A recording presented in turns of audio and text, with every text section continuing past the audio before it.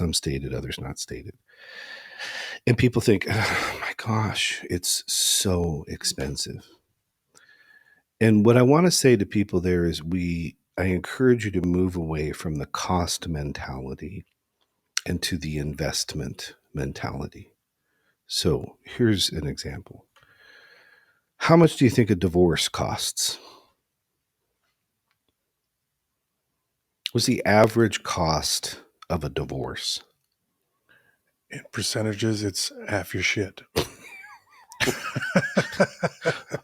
Bingo. Okay. Right? Mm-hmm. So if you think of half your shit, you think about the equity in your home, you think about your 401k, you think about your assets.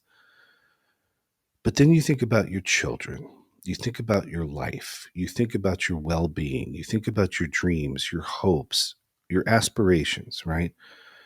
What dollar value would you put on that? Okay, so we're talking hundreds and hundreds of thousands of dollars, if not into the millions of dollars, right? And we're going to complain about $175 an hour or $200 an hour or whatever for an expert that's helping you with the most important decision you're ever going to make in your life. We need to go to an investment mentality and not a cost mentality. Yep. And stop thinking so much about your benefits from your insurance company, because the moment that your insurance company decides that you're no longer to benefit from the benefits that you pay for, they just tell you no. Yeah. And then you got to start over. I don't really know if I buy this one, to be honest, the cost. I mean, I do know that there are some scenarios where you just cannot afford it. Right.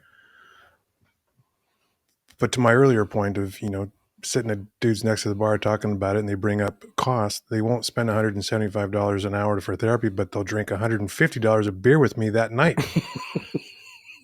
Right. So I kind of call bullshit on most of that excuse. I think people are looking for a reason to not go, or a reason to say of what it is that's doesn't have to do with vulnerability or shame or right. the other things we spoke about. But and while they're dropping that cash with you at the bar drinking the beer, they're placing their bets on FanDuel.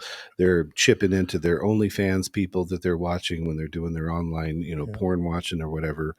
And then the next morning they're getting their Starbucks and everything. Yeah.